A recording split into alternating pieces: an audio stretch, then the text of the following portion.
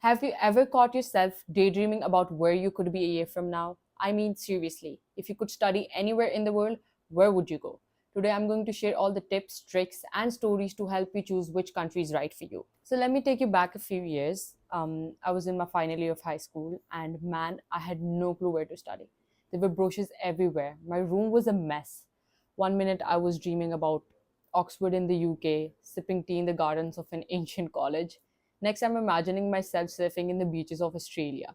I'm sure you've been there too, right? So here's the thing, as exciting as it sounds, the decision can be overwhelming. I had my friends tell me about how amazing it would be to study in Canada because of its reputation for student friendly cities. But at the same time, my family was suggesting US for better job opportunities after education. I felt like I was being pulled in a million directions. Raise your hand if you felt that pressure. If the answer is no, it doesn't mean you can't study in those countries. But think about how comfortable you will be in day to day life. I've learned some basic French and it helped me so much when I visited France. Even a few phrases can make you feel more at home. So here's my tip. If you're considering non English speaking countries, then take a language course before you go. It'll open new experiences and help you make friends faster. Plus, learning the local language is like unlocking a whole new level of the study abroad experience. Next, budgeting. Guys, listen up because this is where I almost made a huge mistake. I was dead set on going to London. I mean, it's London. Who wouldn't want to study in a city that has the Big Ben, double decker buses, and endless things to do?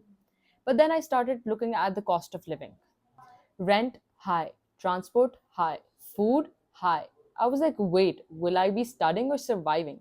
This is when I had to take a step back and rethink. If you're considering places like the UK or the US, remember the tuition is only one part of the picture.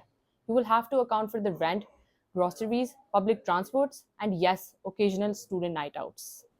On the flip side, I discovered that places like Germany offer low or no tuition fee for international students, and the cost of living is much more manageable. So here's tip number two. When choosing a country, factor in the cost of living. It'll save you a lot of stress later. Let's talk about the university itself, because no matter how amazing the city is, you're there to study, right? Kinda.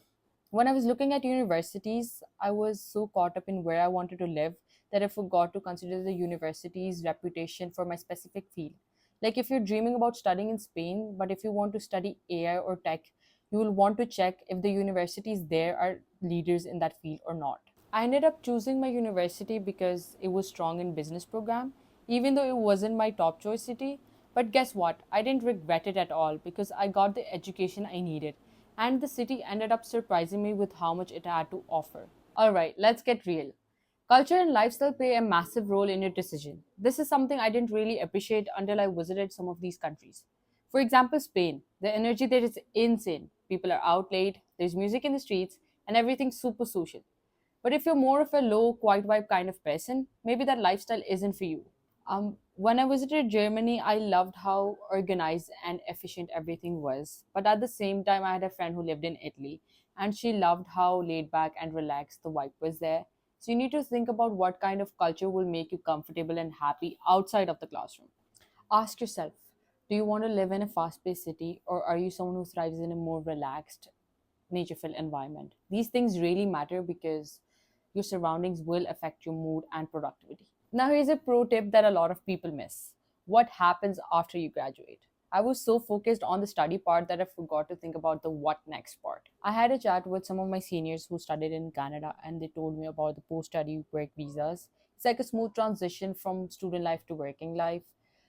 Canada, New Zealand, Australia, amazing for this. They practically roll out a red carpet for international students who want to stay and work after graduation. If you're planning on staying in the country after you graduate, definitely look into the work visa policies. After weighing all these factors, I finally made my decision. I ended up choosing Germany. It was the best of both worlds for me, affordable, strong academics, and a lifestyle that fit me perfectly. So here's the thing, there is no perfect destination for everyone. You've got to trust your gut. If a place feels right, it probably is. My advice, take your time, do your research, and when you know, you will just know. So that's it. I hope this video helped clear some of the chaos around choosing the right study destination. Remember, this is your adventure.